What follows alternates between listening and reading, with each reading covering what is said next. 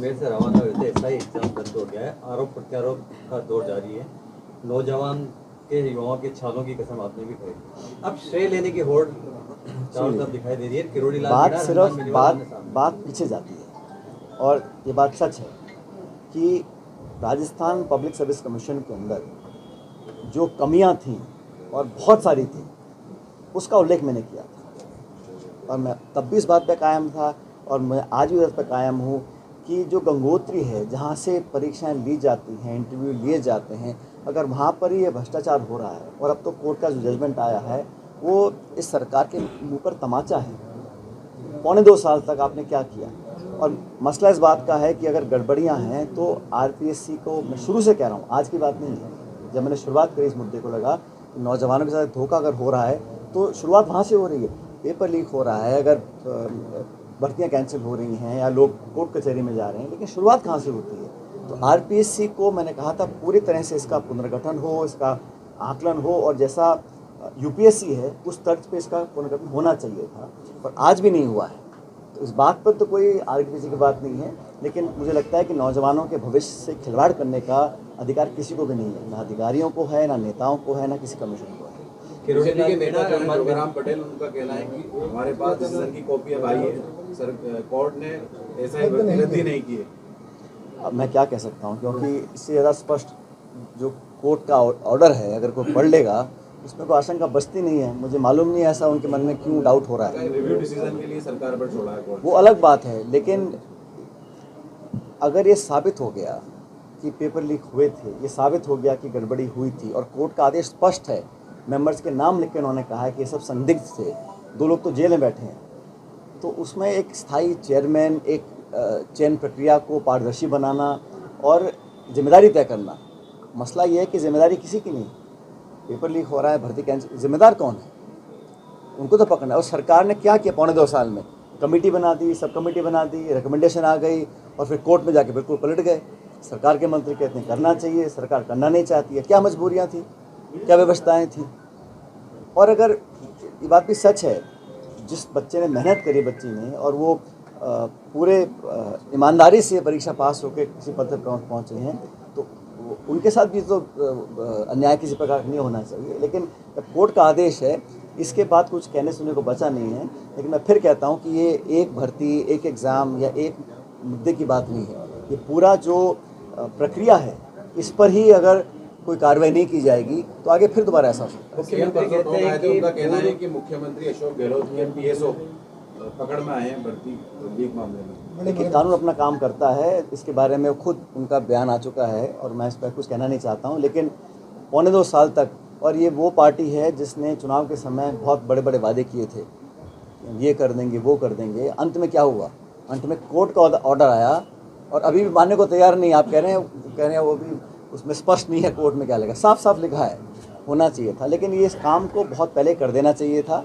और जब अनिर्णय होता है, और हकीकत ये सरकार की कमी है कि बहुत अनिर्णय है, अधिकारी क्या कह रहे हैं, मंत्री क्या कह रहे हैं, निर्णय कौन लेगा, किसी को पता ही नहीं है। इससे और आशंका पैदा होती है। एमएलए साहब, वोट चोरी की, वोट काटने की बात खत्म हो गई, वोट चोरी की बात चल रही है। आपके इलेक्शन में 55,000 से एकदम आप 20,000 पे आए हुए। ये कांग्रेस कार्यकर्ताओं की, कांग्रेस की विफलता है?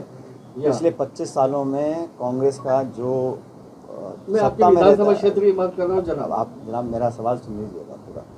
हम लोगों का जो परफॉर्मेंस रहा इस बार विधानसभा में, कांग्रेस पार्टी का पहले चुनावों के मुकाबले बहुत बेहतर रहा और अच्छे बहुमत के साथ हर जगह कांग्रेस पार्टी के लोग जीत कर गए हैं। 70 हम लोग विधायक मतलब 30,000 की गिरावट का आपको बात नहीं है? क्या करें? कहते हैं राजनीति में भाषा के ऊपर सूची तरह की जानी चाहिए। हमेशा आपकी हर जगह बात होती है। पहले राहुल गांधी जी का बयान पीएम साहब को लेकर, उससे पहले जो बीजेपी के बयान, और बाद में अब महुआ मोहित्रा का बयान एक अमित शाह जी को लेकर आया। क्या कहेंगे इस तरह के? देखिए, कोई भी व्यक्ति हो, भाषा और शब्द पर नियंत्रण बहुत ज़रूरी है और ऐसी भाषा का इस्तेमाल होना चाहिए जो पार्लियामेंटेरियन भाषा। मैं किसी व्यक्ति का नाम नहीं लूँगा, लेकिन सब लोगों को उस भाषा का प्रयोग करना चाहिए जो संतुलित हो और संयम वाली हो। क्योंकि राजनीति में हिंसा का, अभी पटना के अंदर प्रदेश कांग्रेस कमेटी के ऊपर गुंडों ने अटैक किया, नंदनीय है। हिंसा का सहारा लेकर आप विपक्ष की आवाज़ दबाना चाहते हैं, बड़ा गलत है। और उससे पहले एक व्यक्ति ने कुछ प्रधानमंत्री जी के बारे में बोल दिया था, उनके अपशब्द बोले थे, हम सब ने निंदा करी। कोई व्यक्ति भी हो, उस व्यक्ति का ना तो हमारी पार्टी से कोई लेना देना है, ना गठबंधन से लेना देना है। मंच पे चढ़कर माइक पे उसने उल्टा सीधा बोला है।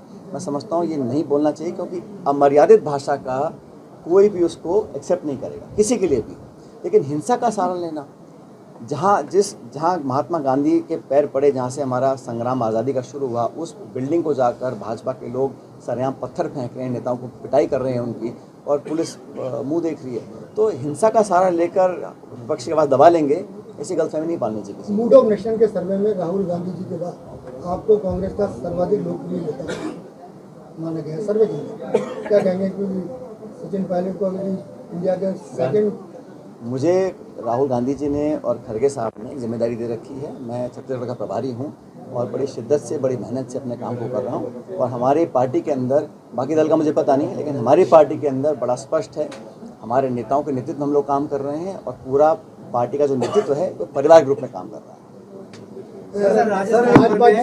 राजस्थान में बाढ़ के हालात हैं, कई जिले पानी से जल रहे हैं, टोंक जिले में भी ऐसे ही हालात हैं। अब टोंक मुख्यालय पर भी सड़कें कम और गड्ढे जाता है। पानी नहीं आता, घरों में पानी आता है। ये दिक्कत हर जगह आई है, ना सिर्फ प्रदेश में, लेकिन उत्तराखंड में बड़ा हादसा हुआ है, अन्य राज्यों में, पंजाब में हालात बुरे हैं।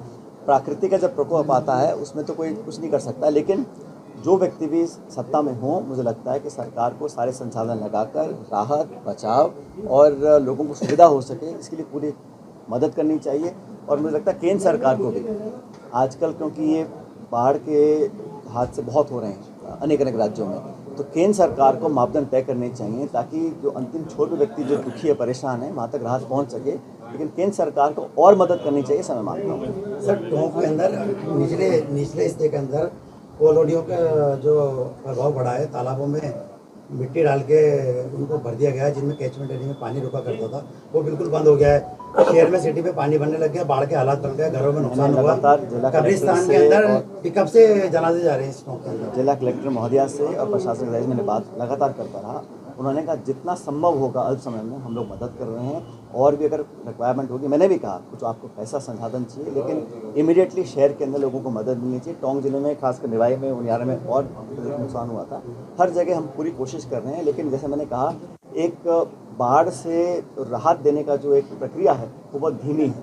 तो सरकारों को तुरंत प्रभाव से पैसा सैंक्शन करें, ताकि आज वो सुनो, ये पैसा अगर हम करते हैं और 1 महीने बाद यहाँ पर आता है, उसका कोई फ़ायदा नहीं मिलता है। इसलिए कंटीजेंसी फंड्स के तहत पैसा रिलीज होना चाहिए, ताकि लोगों को रोज़मर्रा की दिक्कत ना हो। जैसा पता है विधानसभा सत्र की तैयारियां शुरू हो गई है, किस तरह से विपक्ष अब तैयार है सत्ता पक्ष को घेरने के लिए? अब 2.25 साल हो गए हैं, इस सरकार ने अब तक कोई काम किया नहीं है। जैसा मैं कह रहा हूँ कि हमने जो काम किए थे, अब इस विधानसभा क्षेत्र जिले के अंदर भी नर्सिंग कॉलेज, मेडिकल कॉलेज, कलोदा का हमारा पुल, ये सारे काम बहुत हमारे कार्यकाल से चल रहे हैं, ख़त्म हो गए हैं, लेकिन उसको समापन की ओर नहीं किया जा रहा। तो 2 तारीख को हमारी विधायक दल की मीटिंग भी है, लेकिन सदन के अंदर निश्चित रूप से सरकार की जो कमियां रही हैं, चाहे वो भर्ती घोटाले हों, चाहे पेपर लीक हों, चाहे भ्रष्टाचार के मामले हों, मंत्री खुद छापे मार रहे हैं, लोग पकड़े जा रहे हैं, तो लगातार अनकंट्रोल्ड एक तरह का डिसीजन चल रहा है। उसका सरकार को पूरा घेरने का काम हम करेंगे, और जवाबदेही तय करने का काम विपक्ष का है, उसको हम पूरा करेंगे।